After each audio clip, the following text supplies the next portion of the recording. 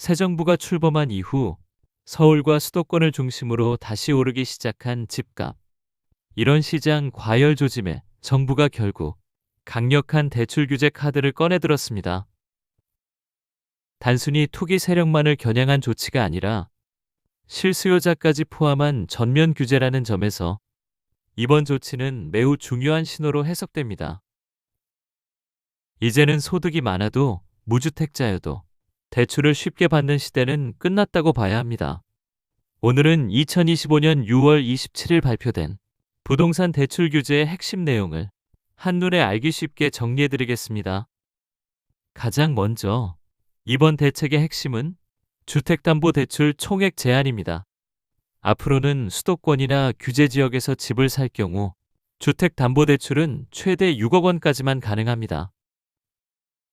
그동안은 담보가치 비율, LTV나 소득 수준에 따라 대출 한도가 달라졌지만 이제는 계산할 것도 없이 그냥 6억 원이 한도입니다. 예를 들어 서울에서 10억짜리 아파트를 사려는 고소득자라도 대출은 6억까지만 받을 수 있고 나머지 4억은 스스로 마련해야 합니다. 두 번째는 실거주 의무 강화입니다. 앞으로는 대출을 받고 집을 사면 반드시 직접 살아야 하고 실거주하지 않으면 대출이 회수될 수 있습니다. 세 번째는 버팀목 전세대출 한도 축소입니다.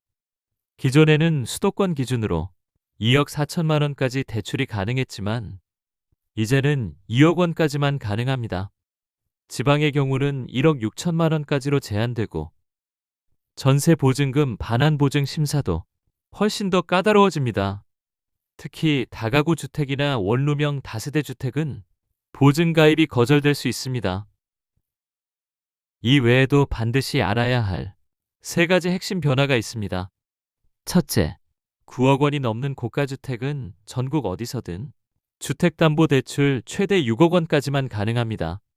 이제는 수도권이든 지방이든 고가주택 규제가 동일하게 적용됩니다.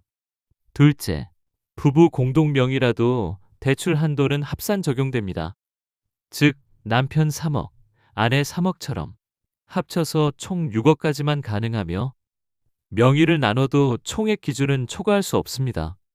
셋째, 일시적 2주택자의 갈아타기 대출도 강화됩니다. 기존 주택을 2년 내에 처분하지 않으면 새로 받은 대출이 회수되거나 중단될 수 있습니다.